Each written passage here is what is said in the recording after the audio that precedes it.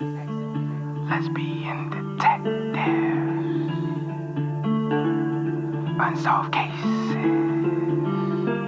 She's still missing. Yeah, they haven't found her yet. Well, let's talk about it. They say he vanished without a trace. Could it be a psychotic break or a tragic accident? Police don't know where the body went. Unsolved murders, body still missing. That's unheard. Where's the witness? Lesbian detectives, what's going on? City on high alert, this out the norm. He did what, the who? Man, that ain't real, these crimes ain't true. Then come uncover these theories with us. We live right now, tuning in is a must. Right now, Lesbian Detectives, Lesbian Detectives. We about to start the show, so get your popcorn ready to go. Pay attention to the message I present to you, the Lesbian Detectives.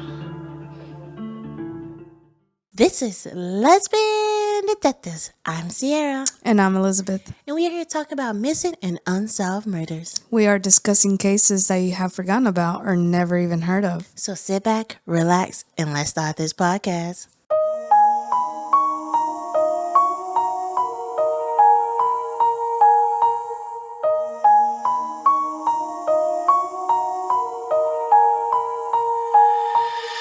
Welcome back, everybody. I hope you had a fantastic week.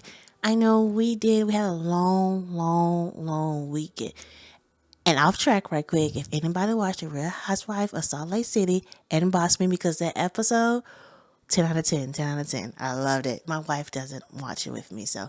I watched the first episode. I couldn't get into She it. could not get into it, but a little off track right there. A little off track. I'm sorry, but I had to just announce it. This episode right here, I actually got the idea from you. My wife loved watching documentaries, I do. I just watched The Curious Case of Natalie Grace. Y'all need to watch that. but you was watching one on Netflix about Jerry Springer. Uh-huh.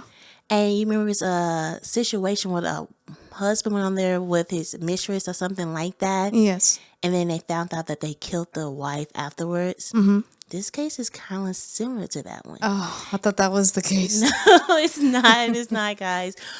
But this case kind of is solved, so we wouldn't be doing that case on here because we do missing and unsolved murders. That's right.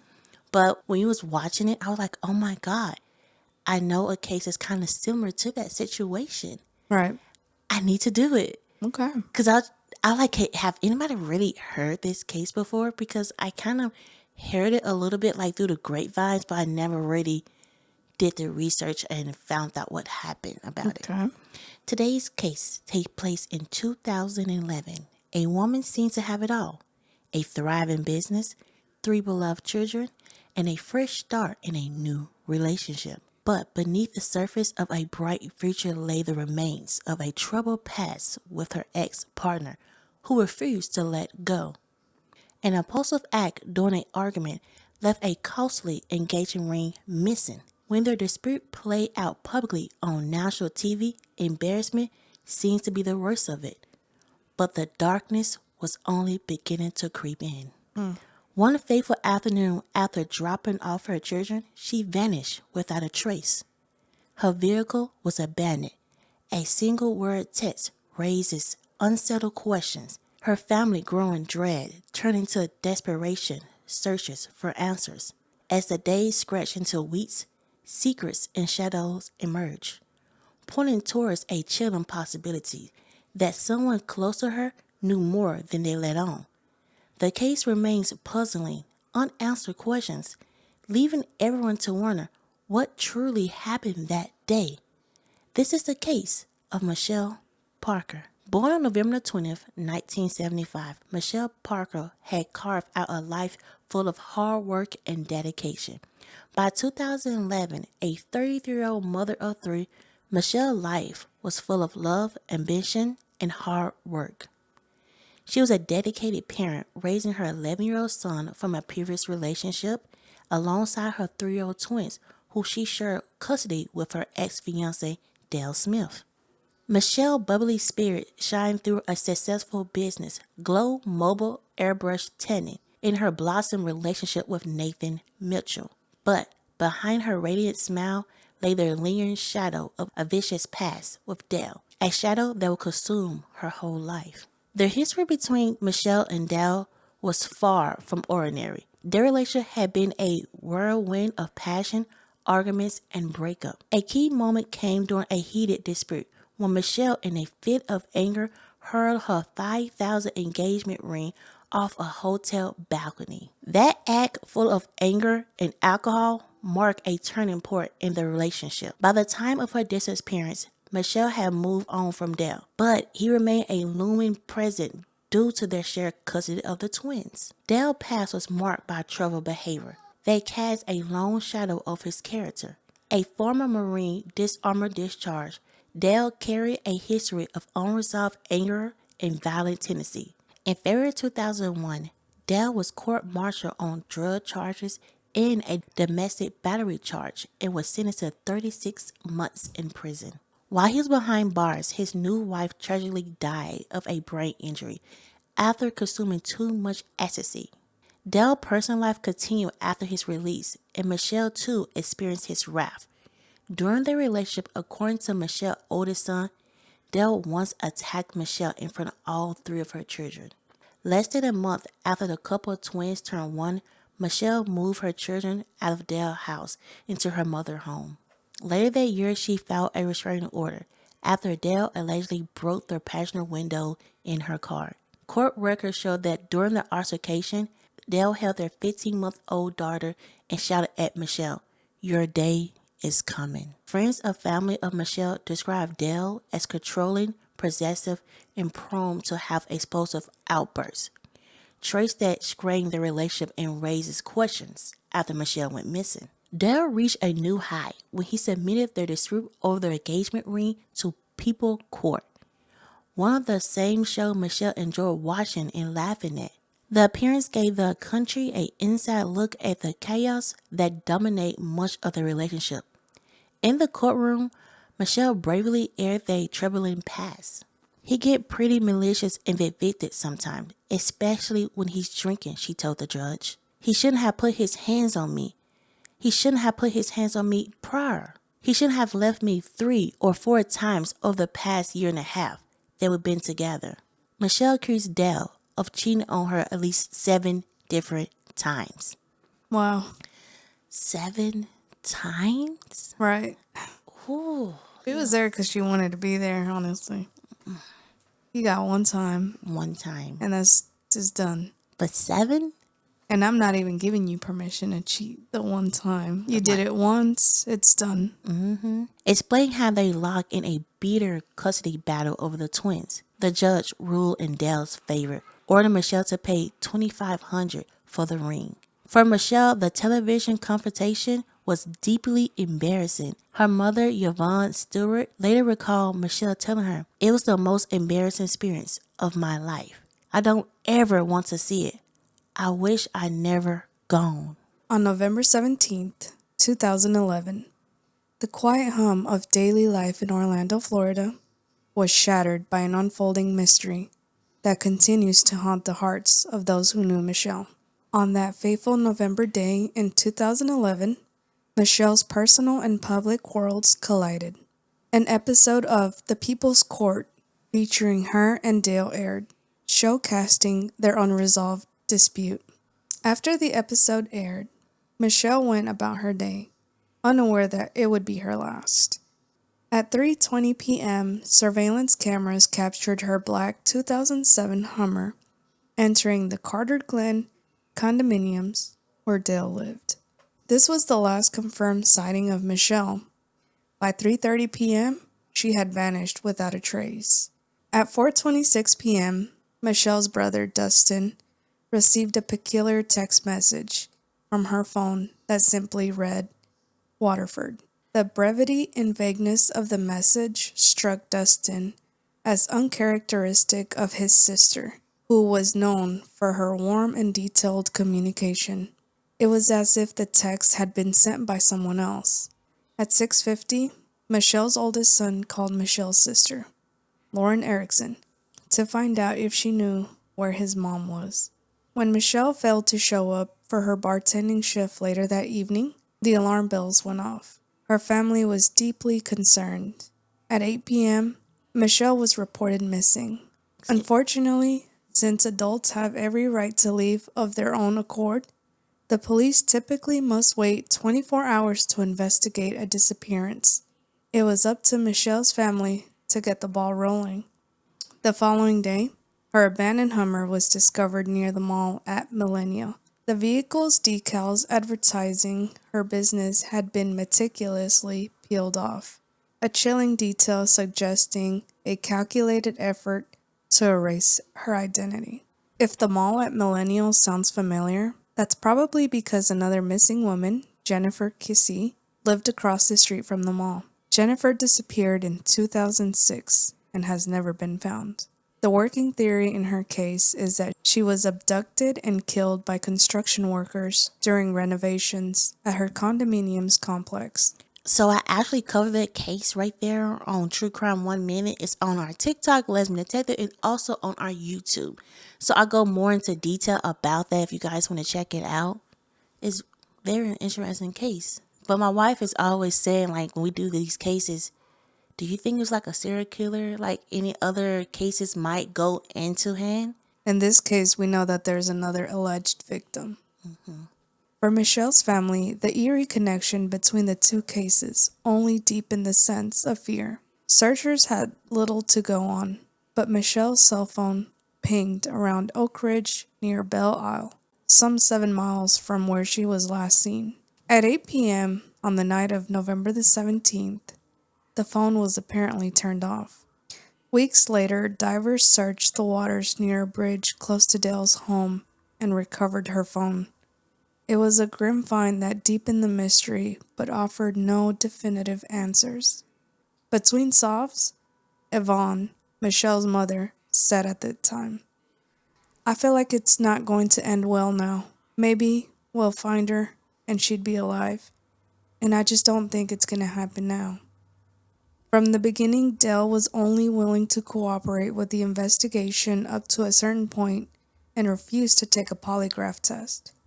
Shortly after Thanksgiving, Orlando Police Chief Paul Rooney announced during a press conference that Dale Smith was the sole suspect in Michelle's disappearance. Speaking to the cameras and the news reporters, Yvonne said, "If you could have avoided this, Dale, if you had cooperated with the police and took a polygraph test when we asked you to, you could have avoided a lot of stress. So unfortunately, you brought this on yourself. We're not going to stop until we find out who did this." On the weekend after Thanksgiving, SWAT teams raided the home of Dale's father, which sat just 2 miles from the search command center, as well as the area where Michelle's cell phone was last pinged. On November 29th, Florida's Department of Children and Families filed a petition to remove the children from Dale's custody due to a history of violence against women. The twins were placed under the care of Dale's parents. The separation was short-lived. However, when a judge ruled the very next day that there was no cause to grant the department's petition and return the twins to Dale. The Parker family was understandably nervous about the children remaining in Dale's care. After Utah wife and mother Susan Powell disappeared, her husband Josh Powell was named the lone suspect in the case. He was awarded custody of the couple's 2 children after a custody battle with Susan's parents, and he ended up brutally murdering them and killing himself. In December of 2011, a custody agreement was reached between the Parker family and Dale Smith, allowing the Parker family to see the twins regularly. In January 2012, officials investigated the home life of the twins based on the previous allegations of abuse by Dale Smith.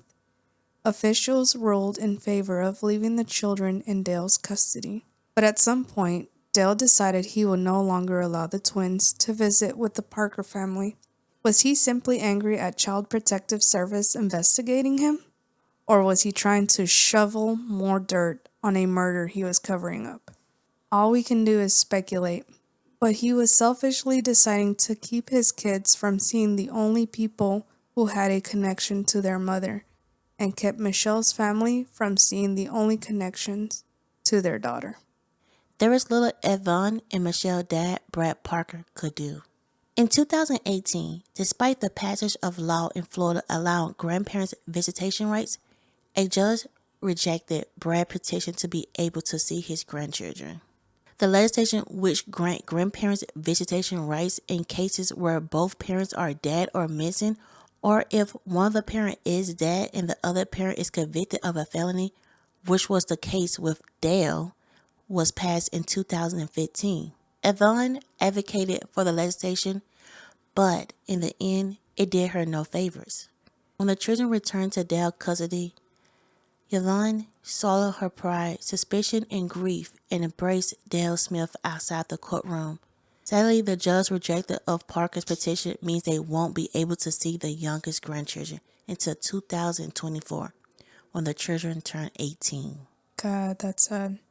There is no physical evidence connecting Dale to Michelle's disappearance, and while I assume that she's dead, there has never been a shred of evidence that linked Dale to the crime. But based on Dale's past violent behavior and his unwillingness to allow the twins to see the Parker family, the Parkers were determined to hold Dale responsible for Michelle's disappearance, even if it wasn't criminal court. In 2013, the Parkers made a bold move in her relentless search for the justice. She filed a wrongful death suit against Dale Smith, seeking more than $15,000 in damages. Her claim was rooted in devastation accusation that Dale neglectfully or wrongfully acted his part in the cause of death of her daughter, Michelle Lee Parker. The Parkers' attorney at the time, the renowned John Morgan, stood firm, assessing they were prepared to reveal critical details of what they believed had transpired. Morgan's team claimed to have uncovered texts between Michelle and Dale, messages that believed point directly to Dale guilty. We think we have some pieces that were paired with testimony may tell a fuller story, Morgan said, and that testimony must come from Dale and his parents. But the road to justice was nothing but smooth. In May 2014, a judge granted a motion to dismiss the lawsuit. Dale's attorney argued that the family had no evidence to prove Michelle was dead, no death certificate, no proof at all. Still, the judge left the door open for the Parkers to allow them a chance to refile the case. And refile they did, just days after dismissal. Years passed and the battle in courts went on. By November 18, the case faced another ruling when the defense made to dismiss it, citing inactivity since 2017. The law was clear, a stalled case could be dismissed, but the Parker new attorney, Perry, pushed back. He explained the delay. His team had been seeking to dispose the lead investigator and access critical files, some of which protected. As of today, a wrongful death lawsuit remains unsolved. The case itself has grown colder. No developments for the years, yet Michelle's family holds onto hope. With the appointment of a new Orlando police chief, they pray for fresher eyes. Michelle's mother continued to carry the torch for her daughter. I'm Michelle's voice because Michelle is not here, she said in November 2019. Michelle is telling me to speak out to find her, and I'm doing it. It hurts, but I'm strong for my grandchildren. Theories about Michelle's fate, while many include her family and law enforcement believe Dale Smith is responsible, there remains the possibility that Michelle fell victim of a carjacking, a theory her family didn't consider. For now, the truth remains unsolved. And with many unsolved cases, it may take a single breakthrough, a piece of evidence, or someone to have the courage to come forward to unravel the mystery. If Dale Smith did take Michelle's life, he shows no sign of confessing. One haunting question lingered in the minds of many. Was Michelle's disappearance premeditated?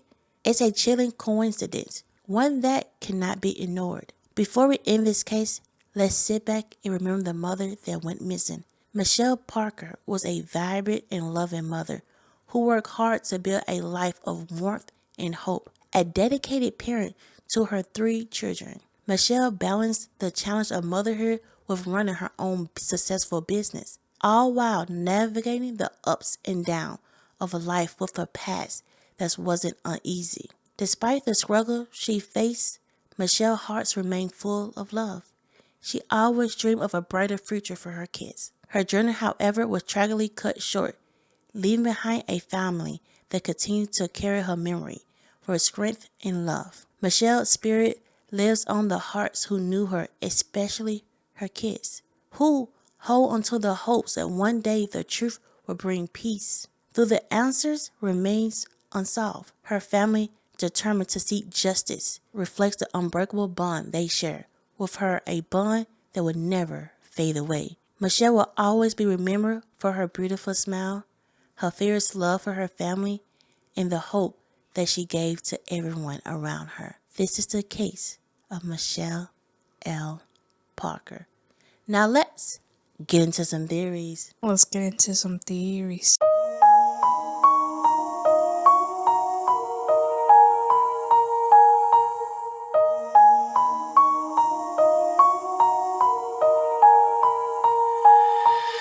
Okay, you or me? Go ahead. Ladies first. I love taking it first.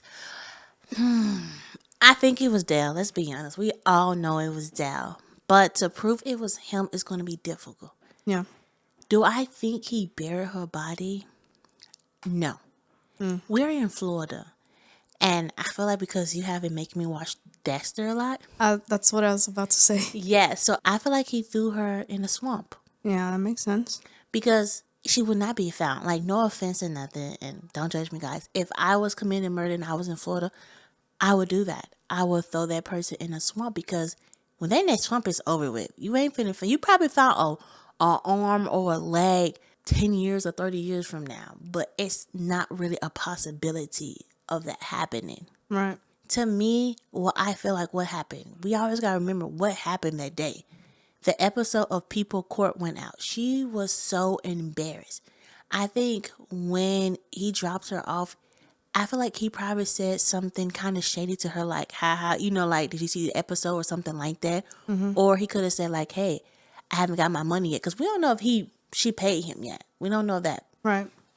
So I feel like that could have started an argument. And I feel like he thought that she was going to take it like she usually do. Like, I don't know if she always was standing up to him, but it seemed like he was the type of man that he likes control.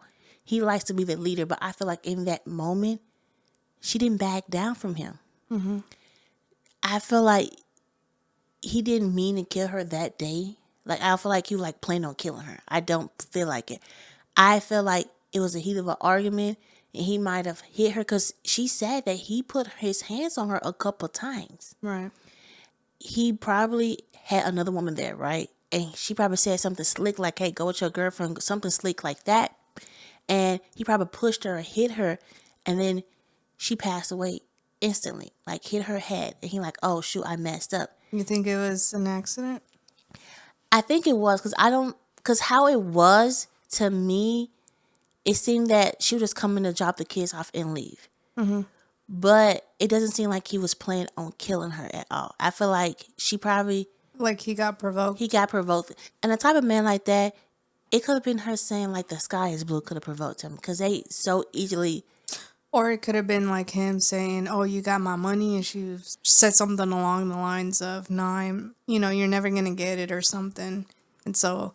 Men like that like to belittle, but they don't like to feel belittled themselves. Mm-hmm, mm-hmm. And I feel like his side piece or his new girlfriend could have been there because I feel like he had help. Why I said that for it, because if he did kill her right there, I felt like his girlfriend could have just drove her car because the police say you see her car leaving, but you don't know who's driving the car. So to me, I feel like he probably told like, hey, like get in the car and like drive up. Like he probably had to come up with a plan so quickly. Yeah, because I would imagine it's hard to dispose of a body and have your twins right there. Like it's hard to do both. I feel like the twins saw something, and they was 3 at the time, and it's probably hard for them to figure out what really happened because they're 3. Mm-hmm. So we don't know like if they was like speaking well, could really communicate well with the people. We don't know that. Do they know who his girlfriend was at the time? So they don't even know, like, we don't know if he really did have a girlfriend. I'm just saying, like, if he had one. Mine's allegedly girlfriend. But when I read in his history, he was the type of man that he could not be single. He always had a girl. Like, after his wife passed away, he had another one. Then he had Michelle. Then he had another one. He cheated on her 7 times. It could have been one of his, like, affair partners that he did it with. We don't know. But I felt like he did not act alone. I feel like whoever he had did it with is very important. I feel like if we know who was there at the house with him, that could solve a lot, because it's always 2 people who commit crimes. You have the alpha and you have the omega. And I feel like he was the alpha. He controlled everything. But the person, the omega, is weak. They're easy to, like, manipulate. The police could easily go for that person, be like, hey, we have a deal for you. Tell us what happened. They could easily solve. So what time did the car drive off? It seemed around 3:30 or 3:40. All the police said that they have the footage of her leaving. They said that she just went missing at 3:30. So it seemed like to me it's probably 3:30. I feel like I'm right, but if not, you can correct me in the comment. But it seemed like it's 3:30, 3:40. Okay, and she got there at like 3:20. Yes. So I do feel like maybe somebody helped. Because who was going to watch the kids while he disposed of the body? Unless he left it behind, took the kids somewhere else, and then came back and disposed of the body. One thing I could not find out, and it probably is, like, hidden from us, but when they found her car, how was her driver's seat? Was it pushed, like, how was she driving? Was it push more back? Or because that's very important, because think about it. If it was like in her height, okay, semi similar to her height, but if it was like pushed back to his height level, Right. that would tell us more to say, like, okay, she wasn't driving the car. We don't know that fact. I feel like the police is hiding that from us, but that is a very important fact. Like, how was the seat? Or did they check the trunk or anything for like bodily fluids or blood or something? Well, when they did her car, they looked at everything, but we will not know what they found, because I'm trying to ask, how was the driver's seat? We don't really know that information, which, I mean, it's very important to the police to keep that information for us. I feel like the seat probably was to his height. And only reason I say that because after their car is found in the foam and stuff like that, the police said, yeah, he's our suspect. I wonder what his alibi was, though. His alibi was like he was at home with the kids because he was watching his kids. And I feel like only reason they can prove it probably because his phone pinged at his house. But it really never tell us his alibi, because I really look for, like, what was his alibi? But the police never came out and said what was his alibi. I feel like the police have so much evidence against him, we will really never know until he's charged. Yeah. So when I do cases, I always look up to see if they have a page, like a social media page dedicated to the person that went missing. I went on her page and it was so sad. Like, the most recent post is about talking about her twins that they haven't seen. That the twins, they turned 18 last year. They could have came and saw them, and they said that they really, to this day, we don't know if the twins came, but it said that they haven't saw them, and it was like in November. And I think that's the hardest part, because 3 things can be known. He probably turned them against her family. Probably. Or they're scared of him to reach out to that family members. Or they really don't know. And that is a possibility. There was around 3 or 4 at a time that she went missing, and 4 was the last time that the parents saw the kids. So it's not hard to, like, fix their mind or, like, trying to change them. Like, hey, like, you don't have no grandparents, or your mama left you. They really don't know. I wonder if the other siblings, there's half siblings, try to reach out to them. Because I know, like, once upon a time you tried to do that. The family said they have not heard from them. Because after everything went down, I know that he moved away from where they were staying. Like, hours away. And then I saw recently he moved back, but like 2 hours or 3 hours away from the family. So they're back close with the family's at. So I just wonder, do the kids know? Because I feel like if they look up, they will see her information. They will find out, because social media. Right. Google, they would see like, hey, my mom went missing, but we don't know what he told the kids or what the family told the kids. They probably said, hey, like your mom ran away.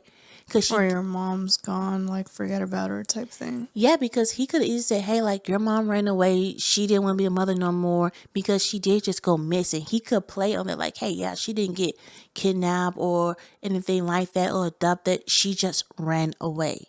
And that's kind of easy to inform them, like have Right. proof. One thing I have to say about the law is they really play in the family because you see that this man is already charged.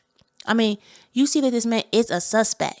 The family should have got some type of custody arrangement with them. And as we were saying in the case, Susan Powell, that's a sad case because she did go missing. Her husband did kill the kids and himself with the fire because I saw that documentary. It was so sad because you hear the social worker telling what happened that day because she was there. It was a supervised visit. So he grabbed the kids and put them in the house. And she's banging on the door calling the police like, hey, you need to come and help us. They didn't even get close to there because he blew up the whole house with the kids in there. And I see why her family was scared about that situation because we see that he is a violent person. Mm-hmm. Hopefully he never touched his kids. He was abusive to his partners. Right. So hopefully he didn't like abuse his kids or anything like that. Hopefully that he was a decent dad because like the family did say like he was a good dad to the kids. I don't know. It's just hard to think about the grandparents and the kids. They have an older brother. He was 11. It's like he lost his mom and his siblings. He couldn't talk to his siblings no more. Right. That's just so sad. Like he saw his mom get beaten by the boyfriend. Right. And now his mother's missing, his siblings gone, his grandparents fighting. It's just difficult. Right. I mean, that's the only suspect I feel like we have, and he had enough motives to do what he did. And kind of like you were saying, I feel like he did get triggered. I feel like the day that she dropped him off, especially with the show airing, like something happened, something went down, and unfortunately, like that was the end of it. We also talked about Jennifer in the case. And I can tell you guys like a little summary about it that one day she went to work, she got in her car, she drove off, she never made it to work. She was having a lot of problem with people that was the construction workers at her complex. They was doing catcalling, they were harassing her.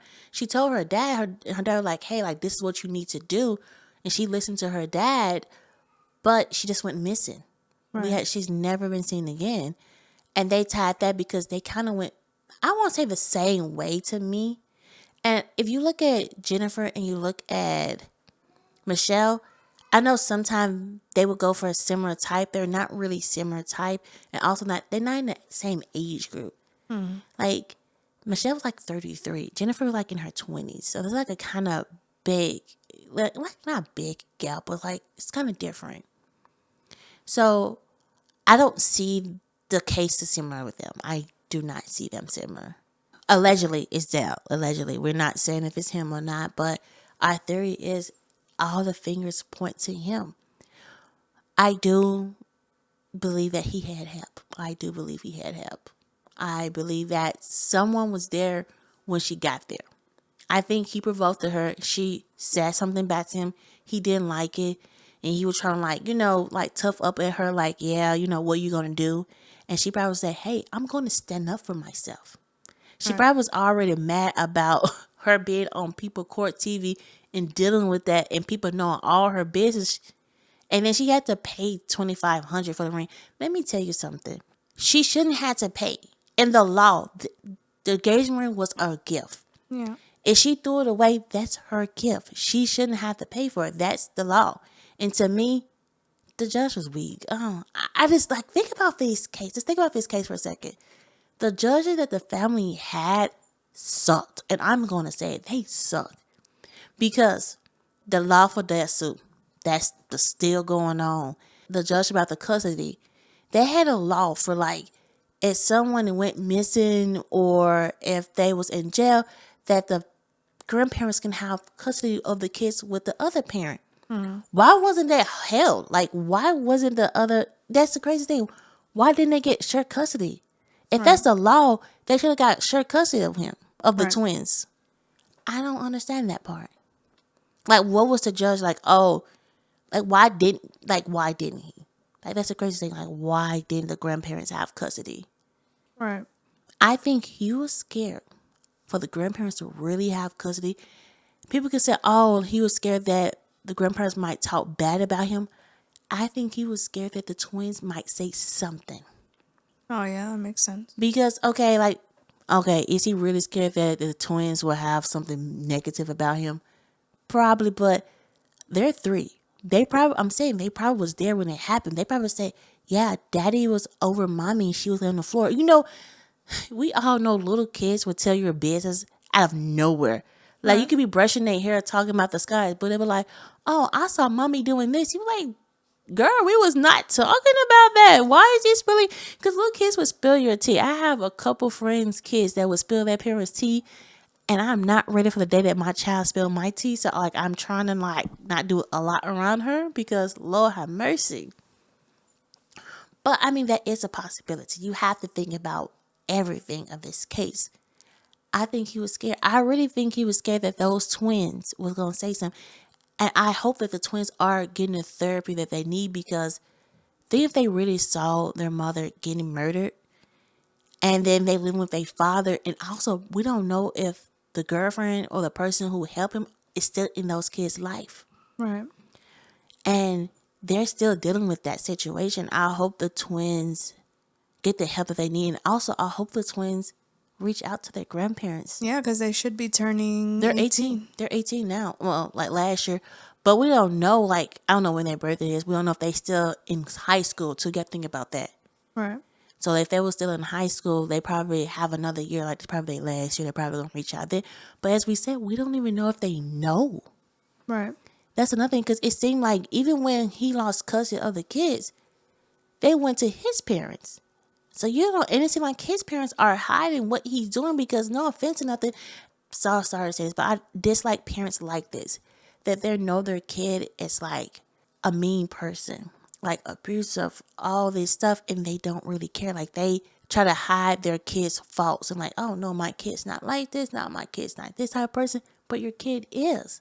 Yeah. You shouldn't hide their faults because you don't want them to go to jail. You should be that parent like, hey, no. Right. You need to tell us what you did. Because I feel like the parents might know. For sure, the parents might know. Because they checked the father land in his house and stuff.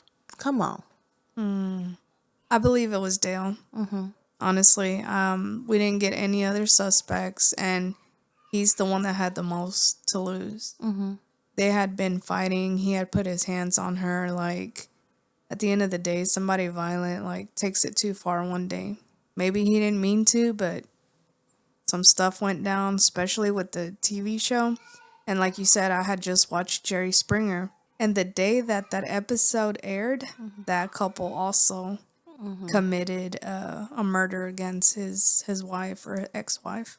Honestly, like, TV shows, reality shows, they basically mess with somebody's psyche. Mm-hmm. And I do believe he had some help because he had his kids with him. So it's hard to dispose of a body and have your kids with you. Wait a minute. As you just said that they didn't dispose of the body right then and right there. What if the girl did just get in the car, drive away, put it somewhere, call for a cab or Uber? I don't know if Uber was around then, and went back to Dale's house. And then late at night, you know, that's when they took the body out. Yeah, that's a possibility too. But I feel like it was him. Mm-hmm. And he had some help. And unless the other person comes forward or Dale one day decides to tell the truth, like, it's going to be hard to figure out what happened. I wish I knew a little bit more too about his alibi. Like, how was he ruled out a suspect? Or he wasn't ruled out a suspect at all. Oh, so why isn't he being charged? They don't have no evidence. That's what, like, the hard thing about this case. They need some type of evidence. And that's what the police said. We need something to put him behind bar, because everything is just like, kind of like he say, she say, like, oh, we think this happened. We think this happened. But they don't have evidence. It's hard to take a murder to a trial with no body. They have no bodies and evidence. So We don't want double jeopardy, so they need something. Yeah. They have no camera footage that he took the car. They have no fingerprint because he threw the phone was found in like the lake. So it's like the fingerprints are gone. Even if they found fingerprints of him owning, he could say, "Yeah, that's my ex-fiancé phone. Of course, my fingerprints are on her phone." You know, he could easily say that. Or she would show me a picture of the kids. He could easily say anything. We also remember that line he said, "Your day is coming." That's a threat to me. Right. Guys, this is our theories, and tell me, what do you think about this case? I would love to hear your theories on this case. Don't forget, we are on all social media. I just made us a Red Note account, so please go over there to check us out on Red Note. We're on TikTok. Yes, TikTok is back. We don't know how long. We are mostly on TikToks, but I'm trying to build our other social media, so please follow us there. I post us on YouTube. Please watch us on YouTube to see our beautiful face talking and looking at you. And guys, please rate us a 5-star. Leave us a 5-star review on Apple, on Spotify. Get us out there. Like, if your friends aren't into true crime, say, "Hey, listen to this new true crime show called Lesbian Detective." And I cannot wait to see you guys next week. Hope you have a fantastic day. And don't forget, everybody's a suspect. Until proven innocent. Bye. Lesbian Detectives. Unsolved cases. She's still missing. Yeah, they haven't found her yet. Well, let's talk about it. They say he vanished without a trace. Could it be a psychotic break or a tragic accident? Police don't know where the body went. Unsolved murders, body still missing. That's unheard. Where's the witness? Lesbian detectives, what's going on? City on high alert, this out the norm. He did what, the who? Man, that ain't real, these crimes ain't true. Then come uncover these theories with us. We live right now, tuning in is a must. Right now, Lesbian Detectives. Lesbian Detectives. We about to start the show, so get your popcorn ready, let's go. Pay attention to the message I present to you, the Lesbian Detectives.